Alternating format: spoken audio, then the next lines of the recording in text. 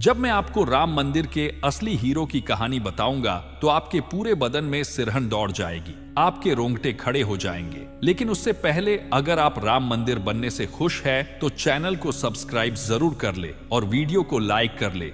30 नवंबर 1858 165 साल पहले 25 निरंकारी सिख जबरन मस्जिद में घुस गए। न सिर्फ मस्जिद में दाखिल हो गए बल्कि वहां हवन पाठ भी कर रहे थे और उन्होंने मस्जिद की दीवारों पर राम का नाम भी लिख दिया था। मस्जिद में घुसकर हवन करने वाले उन निहंग सिंह का नाम था बाबा फकीर सिंह खालसा। 165 सालों की कानूनी लड़ाई के बाद आज यह मंदिर बन पा रहा है तो उसमें एक अहम योगदान बाबा फकीर सिंह जी का है और उनके साथ 25 निहंग सिखों का है, क्योंकि उन लोगों के इस कदम ने पहली बार विवाद को पुलिस में दर्ज करवाया। उन 25 सिखों ने ऐसे वक्त बहादुरी दिखाई जब न तो देश आजाद था, न हमारी कोई सरकार थी, न पुलिस पर हमारा राज्य था। और वह वक्त था जब पहली क्रांति को खत्म हुए बस 1 साल ही गुजरा था। उसके बाद न जाने कितने लोगों ने उनके रास्ते पर चलते हुए वह कर दिखाया जो 500 सालों से नहीं हुआ था। और आज अयोध्या में भव्य राम मंदिर की प्राण प्रतिष्ठा हो चुकी है। आज एक तरफ खालिस्तानी धर्म के नाम पर पंजाब को भारत से तोड़ने की बात कर रहे हैं, सिखों और हिंदुओं के सदियों पुराने रिश्ते पर मिट्टी डालने की साजिश रच रहे हैं।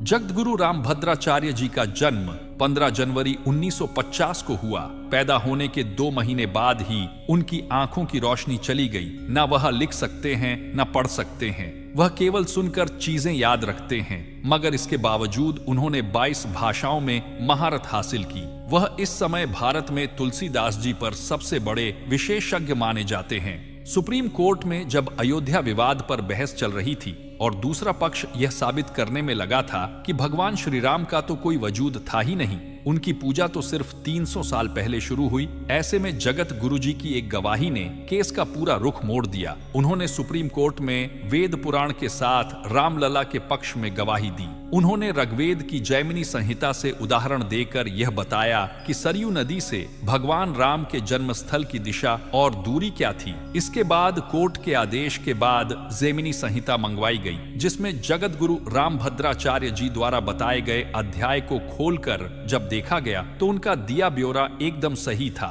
यहाँ तक कि जहाँ जन्मभूमि बताई गई है वहीं पर विवादित ढांचा मिला। जगत गुरु की इस एक गवाही ने पूरे फैसले का रुख मोड़ दिया। आपको बता दें, जगत गुरु जी वर्तमान में चित्रकूट में रहते हैं। उनका वास्तविक नाम गिरिधर मिश्रा है। आज अगर दुनिया भर में फैले 100 करोड़ हिंदुओं को भगवान श्री राम के भव्य मंदिर का सुख मिल रहा है तो इसमें जगत गुरु जी का बहुत बड़ा रोल है और उनके इस भूमिका के लिए हम सबकी तरफ से हम उन्हें कोटि कोटि धन्यवाद और नमन करते हैं।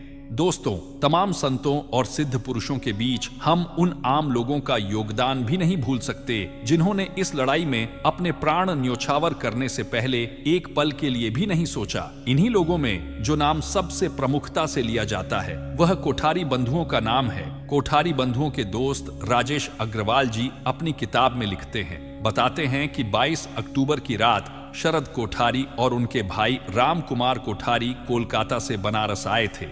उस वक्त सरकार ने लोगों को अयोध्या जाने से रोकने के लिए ट्रेनें और बसें बंद कर रखी थी। इसके बाद दोनों भाई टैक्सी पकड़कर आजमगढ़ के पास फूलपुर तक आए। वहां से आगे की सड़क जब उन्हें बंद मिली तो वे लोग 200 किलोमीटर पैदल ही निकल पड़े। 30 अक्टूबर को कारसेवकों की भीड़ ने जब विवादित ढांचे पर धावा बोला तो ढांचे की छत पर जाकर झंडा फहराने वाले ये दोनों भाई ही थे। 30 अक्टूबर को गुंबद पर झंडा फहराने के बाद शरद और राम कुमार नवंबर में विनय कटियार जी के नेतृत्व में दिगंबर अखाड़े की तरफ से हनुमानगढ़ी की तरफ जाते हैं। जब पुलिस ने गोली चलाई तो दोनों पीछे हटकर लाल कोठी वाली गली के घर में छिप गए। थोड़ी देर बाद दोनों बाहर निकले तो पुलिस ने उन पर फिर से गोली चला दी और उन्होंने वहीं दम तोड़ दिया। जिस वक्त शरद राम कुमार की मौत हुई 10 दिन बाद ही उनकी बहन की शादी थी। बाद के सालों में उनके माता पिता भी इस दुनिया में नहीं रहे, मगर आज उनकी बहन को अपने भाइयों पर गर्व है और वह इस दिन का बेसब्री से इंतजार कर रही है कि वह दिन आए जब रामलला के इस भव्य मंदिर में उनका दर्शन करें। अगस्त 2020 में जब अयोध्या में राम जन्मभूमि का भूमि पूजन हुआ तो पूरे देश से खुशी और उत्साह की तस्वीरें सामने आ रही थी। मगर एक तस्वीर जिसने पूरे देश का दिल जीत लिया, एक तस्वीर जिसमें मौजूद शख्स की तुलना लोग प्रभु श्री राम के सेवक और भक्त हनुमान जी से करने लगे। वह तस्वीर थी 95 साल के पराशरण जी की। पराशरण जी वो शख्स थे जिन्होंने अदालत में हिंदू पक्ष की तरफ से केस लड़ा। इसमें किसी को शक नहीं है कि पराशरण जी भारतीय शास्त्रों के महान जाता है। वह 2 बार भारत के अटॉर्नी जनरल रह चुके हैं। सुप्रीम कोर्ट में जब वह रामलला का केस लड़ रहे थे, उस वक्त उनकी उम्र 92 मिसाल थी और उन्होंने तब जजों से कहा था कि मैं अपने जीते जी इस केस का निपटारा चाहता हूं। दोस्तों, के पराशरण जी इस लम्हे का गवाह बनने के लिए हमारे बीच मौजूद है और पूरा देश हमेशा उनका आभारी रहेगा। एक और शख्स जिन्हें मंदिर आंदोलन का मुख्य आर्किटेक्ट माना जाता है, वे है विश्व हिंदू परिषद के अध्यक्ष रहे दिवंगत अशोक सिंघल जी। अशोक सिंघल जी वो शख्स थे जिन्होंने सबसे पहले 1984 में श्री राम जानकी रथ यात्रा की शुरुआत की। वे अशोक सिंघल जी ही थे जिन्होंने राम आंदोलन से महिलाओं और युवाओं को जोड़ने के लिए विश्व हिंदू परिषद से दुर्गा वाहिनी और बजरंग दल जैसे 2 अलग संगठन बनाए। वह अशोक सिंघल जी ही थे जो 1979 में राम नाम की पहली ईंट सिर पर लेकर अयोध्या के लिए निकले थे। वो अशोक सिंघल जी ही थे जो भारी पुलिस बल को चकमा देकर 1990 में भेष बदलकर अयोध्या पहुंचे थे। 70 के दशक में संघ से जुड़ने के बाद विश्व हिंदू परिषद के गठन से लेकर 2015 में अपनी मृत्यु तक अशोक सिंघल जी ने अपना पूरा जीवन, अपनी पूरी लाइफ सिर्फ और सिर्फ राम मंदिर के सपने को साकार करने में लगा दिया। वो आज हमारे बीच नहीं है, मगर वो जहां कहीं भी होंगे अपने सपने के साकार होने पर बेहद खुश होंगे।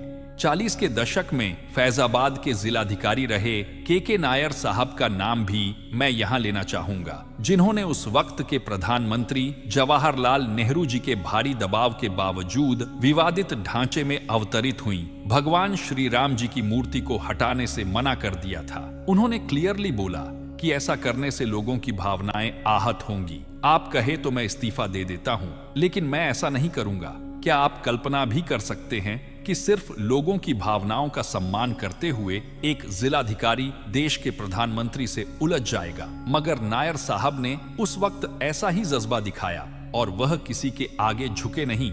अपना जीवन खपाने वालों की सूची में शामिल अगर हम एक एक शख्स के नाम का यहाँ जिक्र करेंगे तो शायद ये प्रोग्राम कुछ घंटों नहीं बल्कि महीनों तक चलता जाएगा। ये काम ऐतिहासिक है, इसलिए हर उस आदमी को इसका क्रेडिट देंगे जिसने यह इतिहास रचा है। उसमें हमारे संत भी है, कारसेवक भी है, नेता भी हैं और हर वह आम भारतीय भी हैं जिन्होंने अपनी हैसियत से बाहर जाकर चंदा दिया है। इसमें वह गरीब भी शामिल है जिन्होंने अपनी झुग्गियों पर श्री राम लिखे झंडे लगा रखे हैं। अगर आप सच्चे हिंदू हैं और राम भक्त हैं तो जाने से पहले इस चैनल को सब्सक्राइब करके वीडियो को लाइक जरूर करें। आप सभी का दिल से धन्यवाद और कमेंट बॉक्स में जय श्री राम लिखें।